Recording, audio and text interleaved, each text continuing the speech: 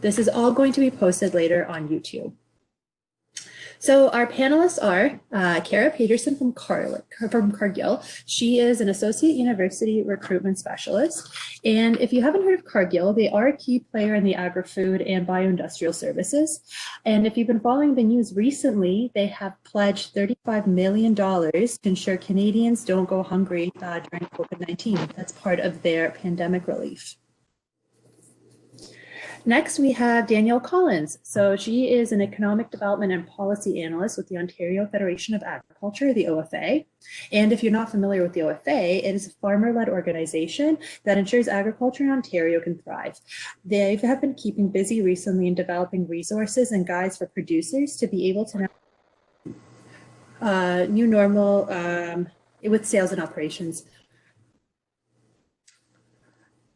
Then we have Trace Hanlon from Guelph. He's a partner.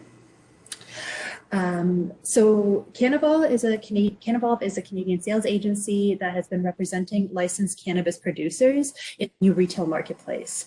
It was the first licensed agency for cannabis to incorporate in Canada, and it operates from coast to coast. Our fourth panelist is Sybil Lawson from Sleeman. Most of you should be familiar since it was founded in Guelph, and if you ever drive down the Hanlon, you can always see it. But just in case you're not, it is a brewery, and it was founded in 1834. So you've also probably heard on the news that some distilleries have been stopping their spirit production to make hand sanitizer. So Sleeman's distillery in Vernon, BC is also one of them to help with the shortages of sanitizer that we have been experiencing.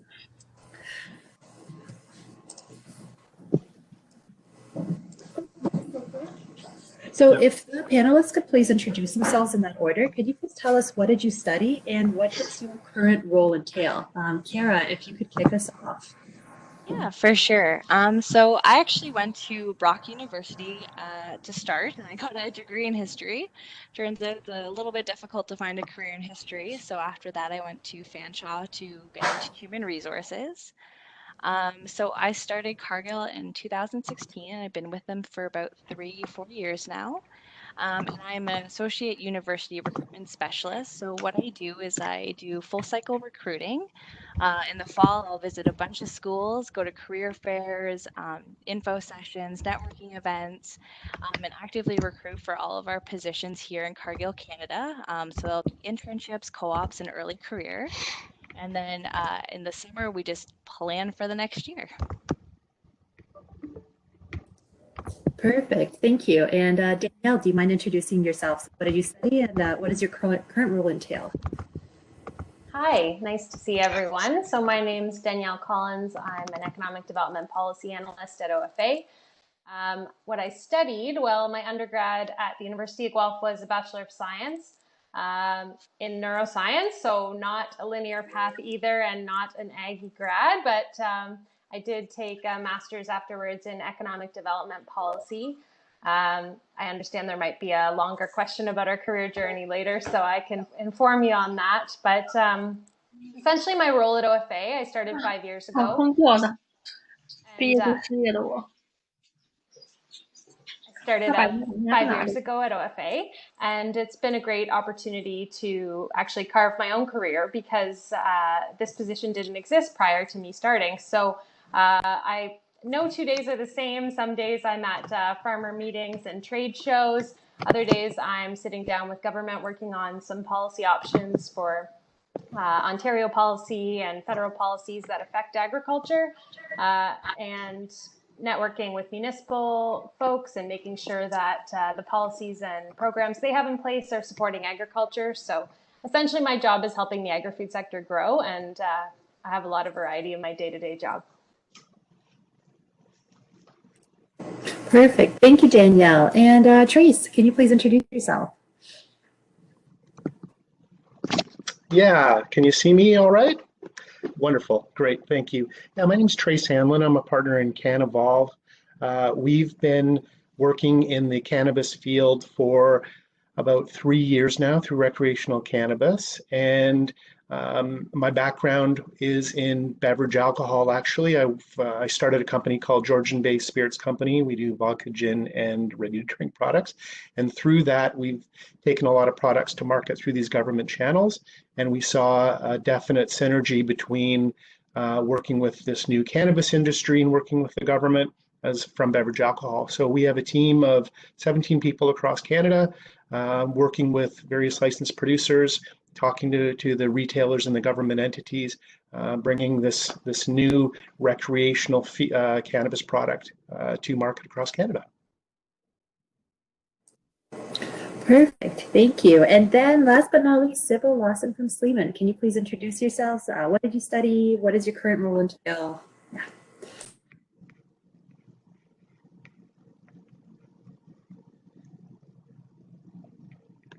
I have a background in arts, and it's actually a totally different sector. I used to be more focused on gerontology, so I worked with seniors for quite a while before I got into HR. And then I went to Conestoga College for HR, and most recently I am back at Conestoga College for adult education. So my role right now, I've been with Sleeman for just over 7 years now. Started in recruitment, so the only recruiter within the company, and then moved and evolved into my role right now, which is national recruitment. So I oversee policies, programs, training and development, as well as our systems as it relates to recruitment. So yep, we're in Guelph. I love it. It's a totally amazing industry. I have a background in IT, so background with BlackBerry. I worked for RBC, worked for Target Corp when they were in Canada. But this by far has been my most favorite position. So nice to meet everybody. Very good. So thank you for that introduction. It seems like we have a diverse set of panelists from very different backgrounds, and thank you for guiding us through your careers. Because of time, I'm going to dive straight into the questions that we have prepared. And if you have any examples from your personal lives that you'd like to share, that would be fantastic for the students. But my first question is, for all of the panelists, what are the necessary skills to succeed in your industry? It's Sybil. I can start. So we have a ton of different departments. We have everything from supply chain to brewing to food science, finance, IT, sales, marketing. So it really just depends on where you want to be. I would say we've had some really great success. So we've hired some co-op students within the food science sector. Within our brewing department. So we have a sensory team that's responsible for monitoring, and basically they run our sensory program. So a cool thing about Sleeman is as employees, and you have to be 19 to work for a company, given that the perk of the company is you do get beer. But one of the cool jobs of our sensory co-ops that we do look to hire, they run our sensory program. So they set up a lab. They work in partnership with our lab. We have a microbiologist on site as well, quality groups. And they have employees do beer tastings. So we come down, it'll be like a Thursday afternoon, and we come down and we do samplings and we do testing and we provide our feedback. So we've definitely had some great successes with some students from I was looking at my from University of Guelph in the food science program. We've also had engineering students from University of Guelph that have come in. I recommend anybody, for us, we've seen some great success with students who start in our warehouse and packaging. It's really the 101. It's the heart of our company. You learn a ton being on the floor, working with our product, working with our different team members. And then from there, we've actually had some great successes in hiring people into their designated areas upon graduation. So we bring students back often year over year in the summer, at Christmas time or the holiday times during our peak seasons. So for me, I would say that is a great place to start within our seasonal roles within our warehouse and packaging groups for sure. Good stuff. So it sounds, what I'm hearing from that, it sounds like maybe the less obvious roles will also help students develop necessary skills to be able to be successful later in their careers. Mhm. Danielle, Trace, and Kara, is there anything that you'd like to add to that, especially regarding to skills for students when they're starting out? Yeah, I can. One, like specifically for Cargill, anyways, one thing that we look for skills wise in our co ops and interns is we always look for self starters. We want ambitious, motivated students that are willing to take on a project and just kind of run with it.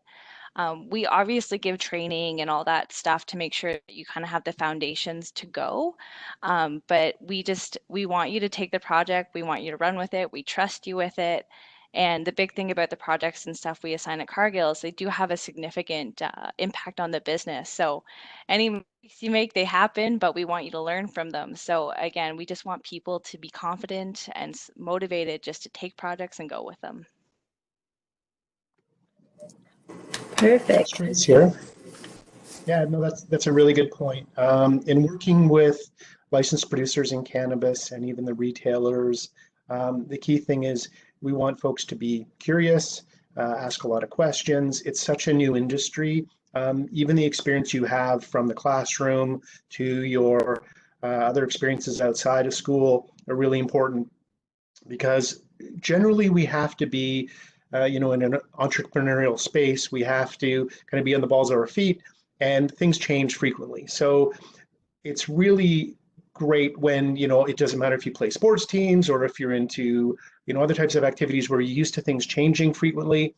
That's really important for us here because we've seen not only does Health Canada regulations change, but also the various regulations and guidelines province to province, even the landscape. So when we work with a lot of our licensed producers, even their harvests they do in terms of cannabis, that changes based on consumer needs. So it's really interesting to see how this kind of old school, we call it legacy cannabis industry is shifting into almost like a consumer packaged goods field. So yeah, we love having folks who are really dynamic and can take all their experiences to the table and really help us.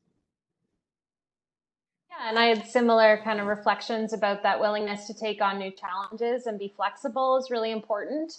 Another thing I wanted to highlight was communication and people skills. It's a very networked industry, but it can also be very small at times. So making those relationships and getting to know people in the industry will really help you out in navigating the space and finding new opportunities.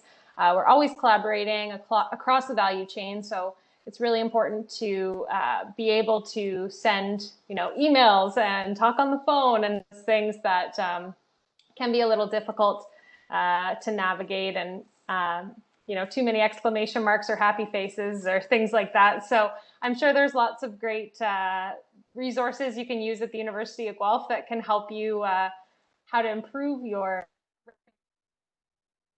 communication skills. So I would highly recommend taking them up on that. Excellent.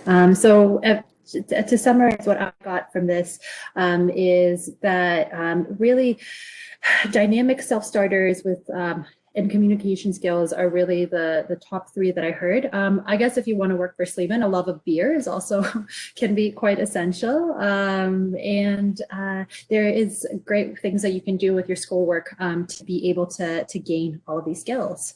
Now, Trace, you had said something about classroom experiences that can kind of lead me into my next question, which is, so again, for all the panelists, what would you say that students can be doing outside of employment experience to be able to build their resume, like extracurriculars, courses? What do you like to see from potential hirees? I can start this one off. One thing I always like to see is the classic volunteer experience. It kind of beyond just showing like, hey, I can do stuff outside of my workload or school load, but it also gives me a window into their personality and what they're passionate for. And if it's relevant to the job, that also helps as well. So it's nice to see what their interests are beyond just the resume and the work experience. Perfect.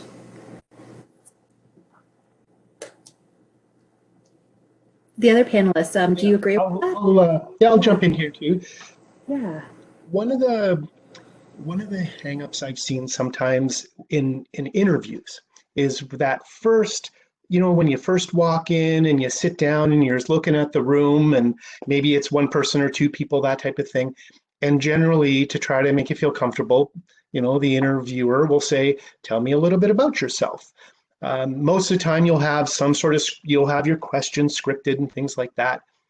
Where I've seen people really excel is they talk about something they're passionate about. It totally relaxes you. It doesn't matter if it's, I don't know, yoga or fishing or, I don't know, putting a ship in a bottle, but whatever it is, just speak from the heart. And that being really genuine and authentic comes across. And for me, when it comes down to, picking or choosing, even if someone has a better education, better grades, or more co-op placements or whatnot, I tend to lean towards the people who are authentic, because it comes back to the communication. It comes back to being able to take on jobs and do things where if you can really see kind of a glimpse in that person, that short little window of a half hour or an hour that you have with them, that's important. So no matter what it is, I would really focus on doing stuff outside of the class that you'll love. And don't be too hung up on seeing how well it reads on a resume. Just have something that you really like.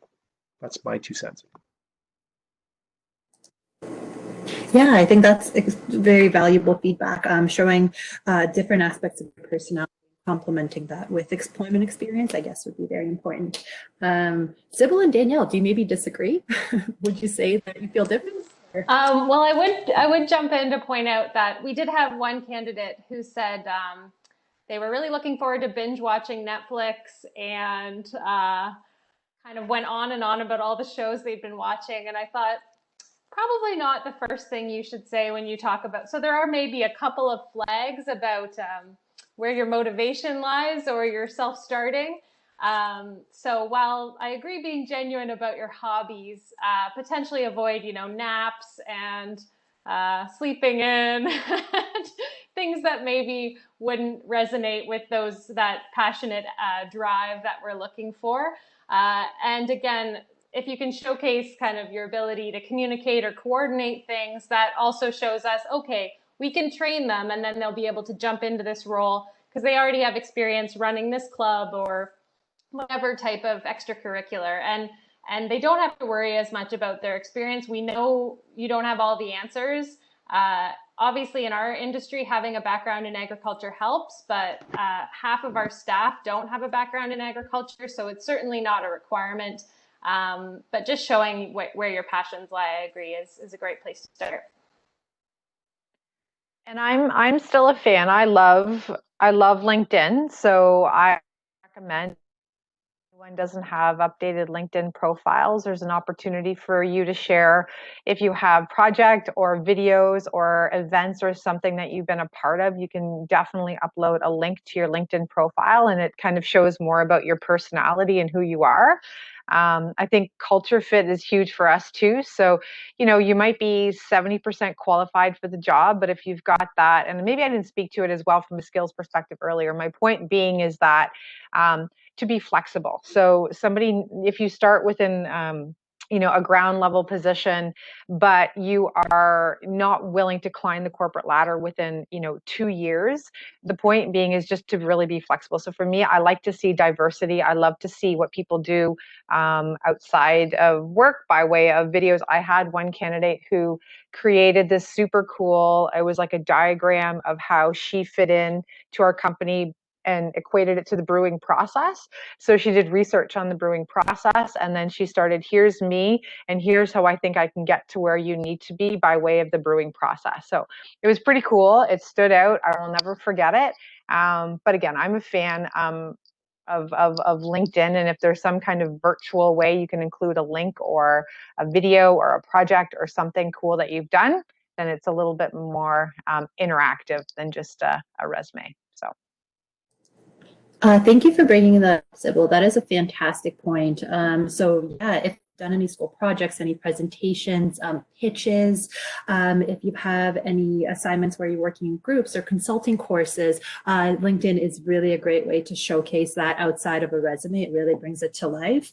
And what I'm hearing from our panelists is that a balance is good, that you want to show that you're authentic and you want to show your personality, but you also want to integrate that with your other skills of being focused. So maybe when you're telling about that, tell me about yourself question that Trace had mentioned, talking about your experiences, your professional experiences, but then also what are your passions in life that really drive you, and getting that whole, presenting that whole side of your personality. I think it's very important.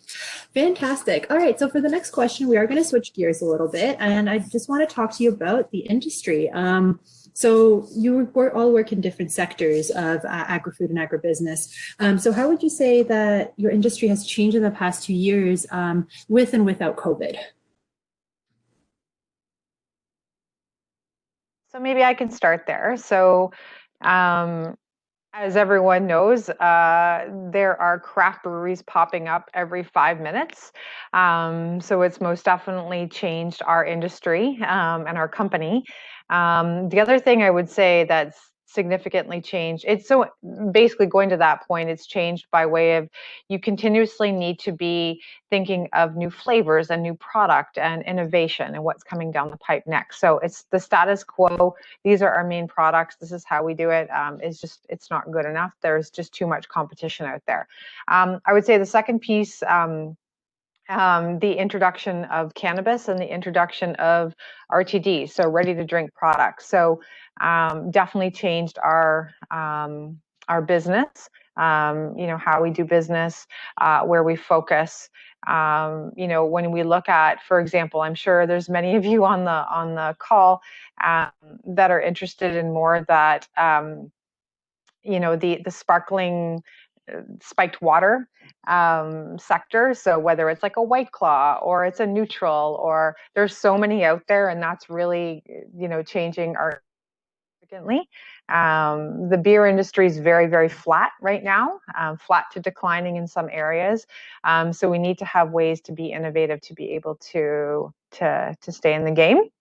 So for us, definitely innovation is critical.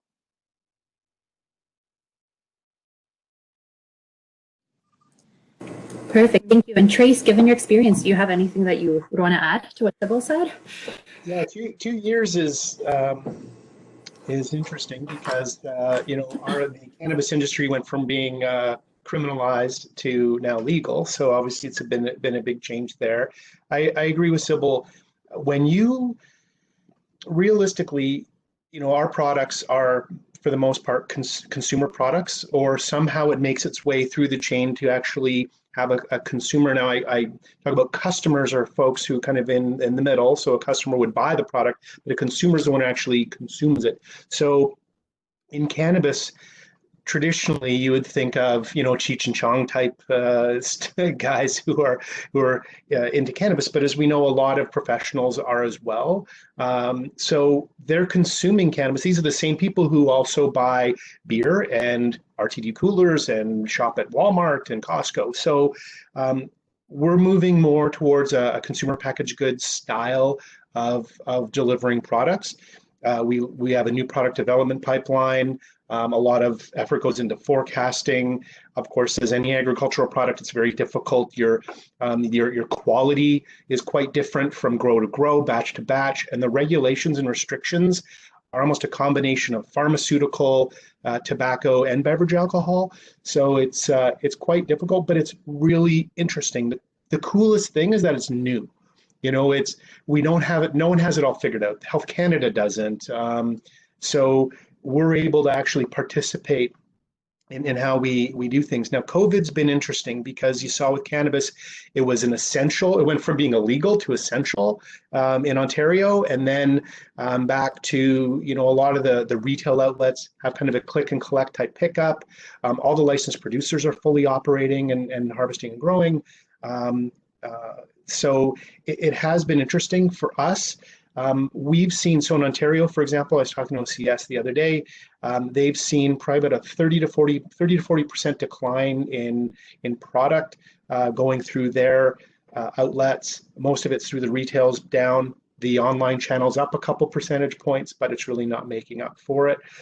So we're trying to shift the way consumers are purchasing product from the guy down the street to actually through proper channels. And we think about how that might have been similar in Bevalc, but it is different and it's slow. It's very slow. Like we thought we'd have a lot more stores in Ontario than just the 50 some odd we do now. So we need to just take our time and be patient. But to the COVID question, it's changed things a little bit, but it hasn't changed things a lot in this particular industry. Yeah, that sounds about the consensus in a lot of retail markets. Yeah, Danielle and Kara, I'd love to know if you have anything to add. Sure. So I would say some constants remain the same, and so we're very weather dependent and greatly affected by government policy and programs. So that's certainly depending on the government in power at the time and what types of policies they're issuing. We're constantly trying to get out in front of it in terms of advocacy and ensuring farmers can continue to grow and produce the products. We are seeing, I guess, one positive out of COVID amidst all of the other challenges is, a renewed interest in local food and really ramping up that direct to consumer piece. So shortening the supply chain, avoiding the crowded grocery stores, getting out to a farm. We're seeing farmers pivot really quickly to curbside pickup and online services. There's a new OMAFRA program for e-commerce, so farm businesses can access funding to get online. So we've certainly seen some new opportunities and some new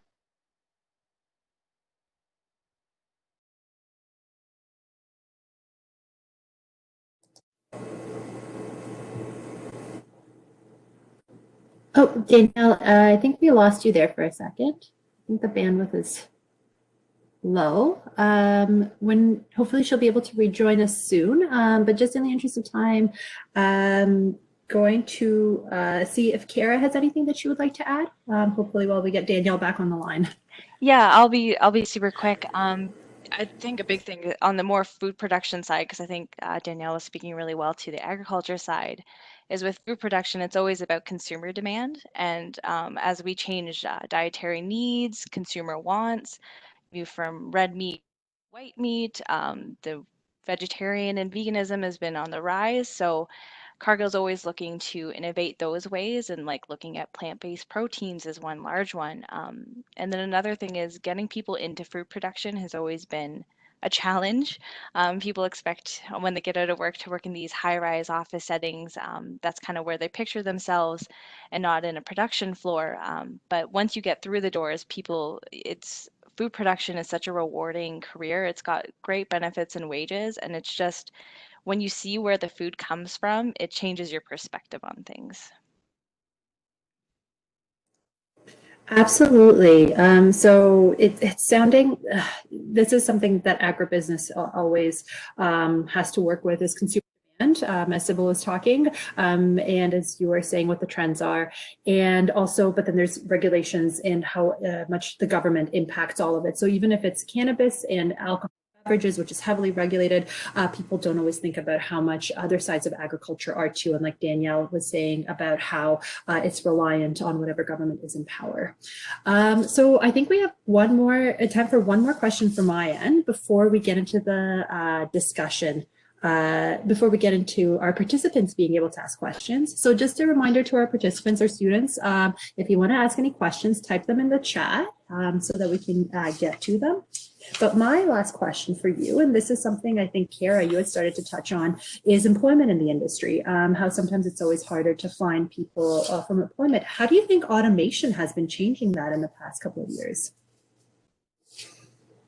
So automation in the sense of? Either for production or for manufacturing. Oh, okay, yeah. Distribution, logistics, general, yeah. So I can't say that it's affected Cargill a whole lot. We still have production facilities with over 500 people. It's definitely with unionized environments that always it gets affected too. So if you do want to automate, usually you have to make sure that you're getting proper approvals for everything. I can't see there being too much effect with the automation on things so much as the desire to work in these plants and places. Perfect.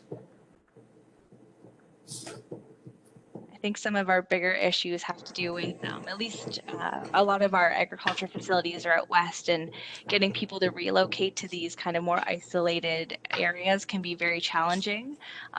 Even we have incentives for relocation, but it's definitely a challenge that we're still trying to work through, especially with students.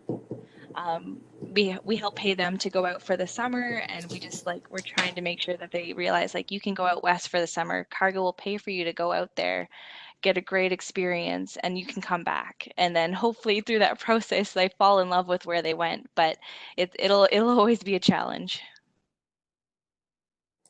Yeah, I'm actually very surprised to know that, because I would think that a lot of students would want to go out west and check it out compared to what Ontario's like. But good to know that there's always opportunities there if you are willing to go out west, and if that's something that's been a passion for you, that Cargill is a place that will make that happen. All right, so civil and automation in your industry. Is there anything that you could say more on about that? I'll just speak high level. So for us, it's been not necessarily to affect or impact jobs, but just to impact production overall. So I can say our production lines have decreased by way of our kegging business. So kegs are on the decline and have been year over year. Cans are basically have been increasing year over year. So for us, we've updated and put in a new can line, a very high-powered, efficient can line in our Guelph plant. And we've also we're in the process of putting a new one in our Chambly plant. So we have Unibrew out in Chambly. And we've also done some updates to automation in our Vernon plant, so Okanagan Springs. So I can say those have significantly helped increase production. Also, we put in a mini pilot brew pub, if you will, in our Guelph plant, so that we can test trial runs before we go to testing and on much smaller batches. So I would say that's definitely helped us from an innovation and to be able to get product testing out the door a lot faster, for sure. And so for automation, generally for flower, it's still everything is tended by hand in terms of the cultivars.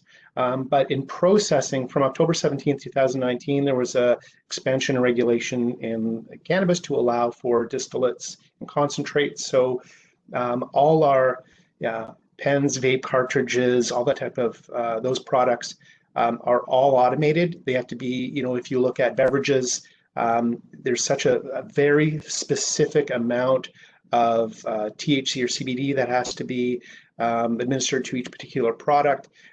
So we actually heavily rely on automation to ensure that we meet all the various guidelines and ensure that the product is consistent for consumers batch after batch. Try to jump in here. Can you hear me okay? Yes, Danielle, I was just about to ask you the same. So I don't know if you caught it, but the question was about automation in the industry. And I think in production now, there's a lot to talk about. Yeah, well, and I also just wanted to highlight the internet issues. So the fact that some of the automation in the agricultural sector requires high-speed internet, which is a challenge in rural areas. And many who live in urban communities don't realize that it's not accessible in a lot of places. So we have all this new technology, precision agriculture, drones, field monitors, GPS, all kinds of great technologies in agriculture. And in some cases, it's just not reliable enough internet or accessible enough for us to adopt it. So that's one of the challenges for the industry at large. We have a labor shortage in agriculture. So some of this automation that we're adopting is actually in a response to not having enough employees. So I'm not sure if this theme had come up, but around, this robots are going to take our jobs. Well, in our industry, we're we're always looking for people. And so for the broader agri-food sector, I would say in a lot of cases, we're adopting automation as a necessity to continue to be able to be efficient and productive. So that's one of the lobbying efforts we work on is around broadband internet. We work quite closely with the University of Guelph on different research projects to try to move the bar on rural internet and adoption of precision agriculture. But yeah, hopefully that answers your question. It certainly does. Sounds like for all the techies out there, there's a lot of work in ag that can be done with increasing broadband and getting rural communities connected wirelessly so that they can run all of this great technology that exists out there. But then people that are more interested in science, it sounds like it was Sleeman, Cargill, and Canavolve in the cannabis industry in general would be a great place to look into all of this innovation that's happening. Perfect. So that's where I'm going to pause my questions, and I'm going to get to our participant questions now so that our students online can also have what they're thinking about answered. So my first question from a student is one that was emailed in, and it's about, so the question was saying that the agri-food industry before the pandemic was geared to be the biggest industry in Canada, but how has the pandemic affected that, and has it affected it at all? I could probably start this one off. So it definitely has affected it. I'm speaking more on the food production side. Obviously, we have plants that are working with 500 plus employees in there. So one, Cargill always takes safety as the top priority. So it's making sure we have all the safety measures in place, like plexiglass between each person working on the line.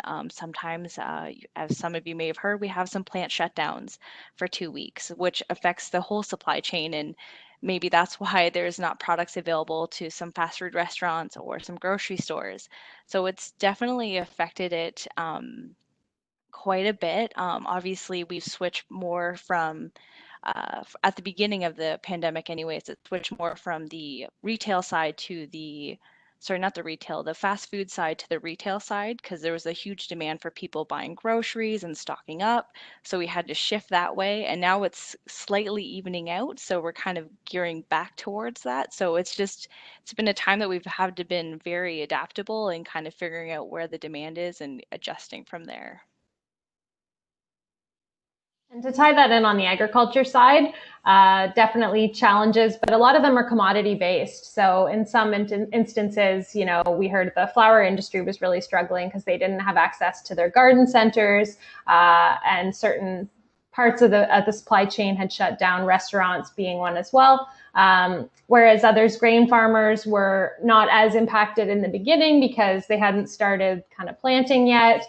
Of course, with the temporary foreign worker challenges, getting them here and getting them through their 14-day quarantine, that really delayed spring planting and harvesting crops like asparagus and ginseng and some of those industries that are very early season crops. So it's really been a range based on the 200 commodities that we have. OFA has done our best to work with all the commodity groups to work through those issues, obviously them taking the lead on those. And so where we've kind of focused our efforts is some of our guides that we've developed. So one being Guide to Operating Your Essential Farm Business during COVID-19, recognizing that farmers are considered essential. And so they're still accepting deliveries. They're still sending their milk trucks out. So there's lots of ways that we can adapt our practices in order to keep our employees safe and our farm families safe.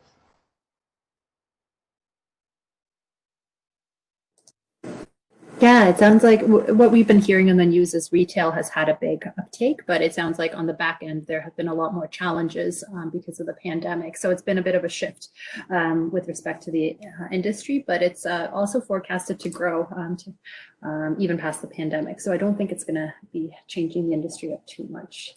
All right, so for the next question, it was, I think, mostly geared to Danielle, but if any of the other panelists want to take this on too, what type of projects or challenges are typical for newbies?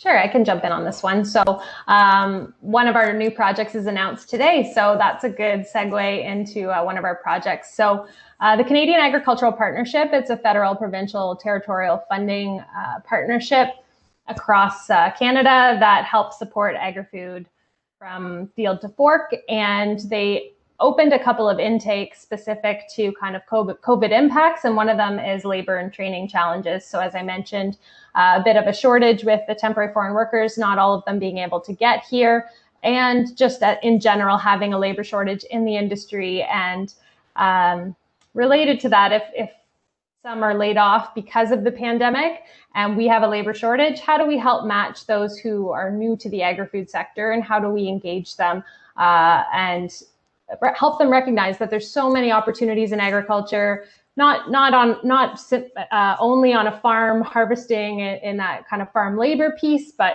sales, marketing, technology, science, every aspect of the supply chain and every aspect of what you're studying is relevant in some way. So for our project right now, we're having students come on to help with the concierge service, so helping get farmers online, helping them post their jobs. We have communications, so social media and that type of thing. So yeah, it helps to have an ag background, but it's certainly not required. If you have those communication skills, if you have kind of those people skills, that's really beneficial to those types of positions. So those are very project specific, and many different organizations in our industry will take advantage of those opportunities. So depending on the project, it could be related to a field trial, it could be related to some kind of higher level or policy development. So it's really across the board what types of projects, but that's the latest one called Feeding Your Future. Yeah, congratulations on that. Yeah, and thank you. And general, thank you for starting all of that up. I'm interested for this question from Sybil, Trace, and Kara. Projects for people just starting out and any challenges that they could think that should be focusing on or tackling. I know Sybil had talked about innovation, that's something that's being focused, but yeah, if there's anything else.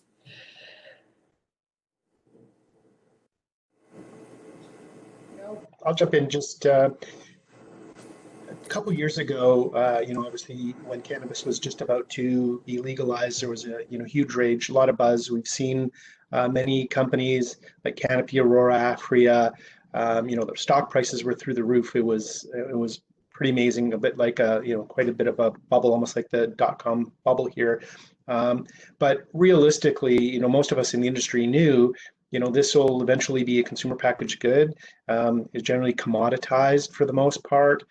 So we knew those valuations are going to come down. So it was a little more emotional in terms of the market. So the issue right now is, since the emotion's really been removed, a lot of the money is difficult. So getting into the licensed producer, like growing operations, it's tough right now for organizations to start up. Usually the burn rate on a small sized or the medium sized licensed producer is about $500 to $1 million a month. They've had to sink a lot of money into their facilities. So my recommendation is, if you're interested, probably start looking at a larger, more established licensed producer. Or on the other end of the spectrum, there's micro producers and micro processors now, and you can get actually a lot of experience. The key thing is ensure that they're stable and they're going to be around for a little while. So that's kind of the key thing in terms of our industry right now. And the projects also for retail. There's a lot of retailers out there opening up, and that could be actually a very interesting business as well. When you look at Ontario and the LCBO, there's like over 660 LCBOs. You look at the beer store, TBS has far more locations than that. So that's another area that's interesting. But from an agri perspective, definitely look at the grows. They're starting to expand outdoor grows now in Ontario, and a lot of, because we were the first, Canada was really the first major, obviously nationally, that we're actually focusing on cannabis. A little bit of experience here can take you to Australia, New Zealand, Germany, a lot of other places where they're actually just starting out.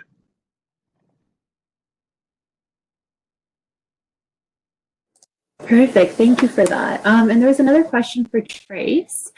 Which sector of the cannabis industry shows the greatest need for personnel? So right now, there's two spots. So one of them has to do with the area that I'm in. So um, you go from growing the particular cannabis and working with licensed producers, and then there's the retailers on one end. I'm in the middle, so helping get the product through to the retailers and to the consumers. So that's an area where everyone was really focused on the grows, but they weren't really looking at that full supply chain. So some of the larger LPs like have they're vertically integrated in terms of they can move that through. But even today, I was working with the LPs, figuring out what they're getting all their certificate of analysis for their product, ensuring that gets to the various government boards, and kind of managing all that communication. So that is really expanding, and having smart folks like from the University of Guelph to help facilitate that is a booming industry. Right, to tie that in, what you had already talked about, how it's changing so quickly that it's also just being dynamic and being able to keep up with all of that would definitely be an asset if something that you're looking to get into. Fantastic. So I've been seeing a lot of questions coming in about opportunities for students in certain programs. Three that had been asked about were population medicine and epidemiology master's program, nutrition major, and then Bachelor of Science in Agriculture. So all four panelists for any of those three programs, can you talk about opportunities within your fields for them?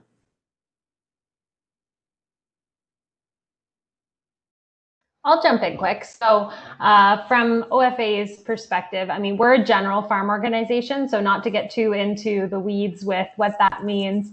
We represent all commodities, all farm sizes, production practices, you name it. So for us, we try to focus on some of the broader issues that affect the agriculture sector at large, whether that's labor or, as I said, internet or climate change, or kind of the bigger issues. And we kind of leave commodities to tackle some of their individual commodity issues. So certainly when I look at the science opportunities and population medicine, and try to remember them all. Nutrition, yeah. So and ecology was just asked too. Okay. Yeah. So I'm thinking that would be where you might want to tackle that from a commodity perspective. So say you were interested in nutrition, and maybe there's a way that you could translate that to animal nutrition, or from a science background, you could do field trials with grain farmers. So it would kind of depend on, I think, the subsectors instead of kind of the like OFA's perspective. But I think, again, there's 200 commodities in Ontario. They all have organizations that represent them. A lot of them do research with University of Guelph and through OMAFRA. So there's lots of positions there for different projects that would tackle some of those commodity-specific industry needs. So I would say there's opportunities from an agriculture perspective in all of those areas. I can go next. Yes. Specifically for nutrition, one thing that Cargill would offer would be our FSQR positions, so our food quality regulatory positions.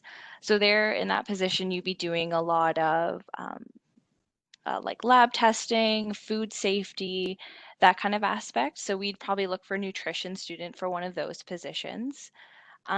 For the Bachelor of Science of Agriculture, pretty much a lot of our positions would be suited for you. Most of them will be located out west, but we have commodity trading and merchandising, agronomy positions, we have crop input, retail, and logistics positions. We've pretty much got them all. So it's kind of, you get to pick what kind of area you would like to go into with one of those degrees. Again, a lot of them are out west, but if with our internships and co-ops, we'd help get you there. So if you want to experience that, definitely look at our website. And I would just high level just say within Sleeman, I would say probably our biggest areas would be in the food science, the sort of that micro or that lab background type experience, sensory. Those would probably be some of the key backgrounds we would look for within our areas, within our plant specifically. And and in the cannabis space, it is a huge swath. So from so when you look at obviously the food products, nutrition, microbiology, lab testing, and then we can move over into QA and regulatory compliance. And then in the actual, being in greenhouse, open field, or indoor grow, they need all kinds of folks to actually assist with the cultivars, bringing in new products. We're not allowed to use the similar products on the plants as in some other farm operations. So there's some unique things we do there with using kind of natural pests and things like that to help the plants and things. So it's a pretty neat space. So and it's so new. Like I said, it's evolving. So there's a lot of room to grow and learn and apply what you've learned at Guelph. Perfect. Thank you so much. So before we wrap up, I just want to tell all of our participants, thank you so much for your questions. I apologize if we didn't manage to get to all of them. This seemed to be such a great sampling board of different sectors and different opinions. And if any students want to keep talking about this, my contact information will be sent out so that we can keep chatting, and a link will be sent out to the YouTube recording if there's something that you might have missed that you want to rewatch. So before we wrap up, is there anything else that our panelists would like to add? Anything that maybe wasn't covered or that they want to chat about? I'll just jump in quick. The cannabis space still has a lot of stigma associated with it. It's starting to come off a little bit. It's not the same as beverage alcohol. My wife would be more than happy to have a beer in front of our kids in a warm day, but definitely not going to consume cannabis in front of people. So there is a bit of stigma there. For me, I'm not a big cannabis user. I got in the industry because it was a great opportunity. And even in my beverage alcohol business, I wasn't a big drinker. So, it doesn't mean you have to be, a pothead to get involved in the cannabis industry. And actually it's shifting away from that. It started off with more of those kind of potheads being involved, but now it is a true business. It's a science fact-based driven business, and so there's a lot of room there. The other thing I just want to add too, back to the LinkedIn comment, feel free to anybody reach out to me, check out my LinkedIn. I'm more than happy to connect you with anyone in the industry, set up some other chats with folks you're interested in. Being a Guelph grad myself, the least I can do to help you folks out there and try to get your foot in the door somewhere. Yeah, and I would echo 100% when you said, Trace, to be in our industry, it helps if you enjoy the product, but by no means do you need to be a total beer lover drinker. Again, it's not a requirement. Let's just say our minimum requirement is age, really, like legal drinking age. That would be about it. But for us, we're just looking for people. Ultimately, I think it's been touched on. If you're an entrepreneur, we're Japanese owned, so we're owned by Sapporo International. We're very much about continuous improvement. We're very much about muda and less waste and making things better all the time. So we're definitely not a stagnant industry. We're growing. We are changing. We're evolving. It's very much about innovation. So there's a lot of cool stuff coming out within our industry. But again, to touch on your point, I wouldn't say you need to be a super big, heavy drinker to join our company either. Great points. Yes. Thank you. And to follow up with that, if anyone's interested in looking into get to Cargill, We have a really robust internship co-op program. Basically, we use those internship and co-ops, and we plan to pipeline with those and bring you into entry-level positions. So if you're looking to get into Cargill, we release our internship and co-ops for the next year in around August. So take a look, see if there's something you're interested in, try something new. And that's a big thing with building your careers is you just need to be open to change, and maybe that career that you planned on getting into turns out it's not really what you're looking for, but you found another interest somewhere else, and just kind of really explore while you have the time and figure out where you want to bring your careers. Because unfortunately, the first position you get isn't going to be where you plan to retire. So just be open and explore. And I'll add, I kind of wanted to add a bit of a personal touch that for me, not being from the ag sector, networking has been so important. And you have all of these assets at the University of Guelph, all of your professors who are generally working with industry on their research. And so I would encourage you to reach out to them, see if you can get through their networks, if there's anyone that they can introduce you to. My first job was word of mouth through a professor. And my second one, I actually applied to OFA for a different position, and they created this position for me. So don't be afraid to get out of your comfort zone, and try to reach out to anyone in the industry that interests you, and not to just cast your resume out to everyone out there, but target those businesses that you like what they're about, and you can genuinely say, I'm interested to learn more. I looked through your website. Tell me more about this project. I'd love to get involved. And showing that interest in the company themselves, as opposed to I'm looking for a job and just casting my resume out. So I think forging those relationships, building those connections will, absolutely pay off in the long run. Yes, thank you for that, Danielle. So on that note, if any of our panelists, I know Trace offered connecting on LinkedIn, if they want to put a link to their LinkedIns in the chat, I think that might be useful for students. And yes, thank you so much to our students for coming out, for asking these great questions. Again, to our participants, if you feel like there's anything left unanswered, either connect with the participant that leaves their LinkedIn, or feel free to email me. My email will be sent out after this. Otherwise, thank you all for joining. I wish you all a wonderful afternoon, and thank you for your panelists again for your time and for answering these great questions and for giving us a nice sample board of the agribusiness and agri-food industries. All right, take care, everybody. Thank you. Thanks, Danica.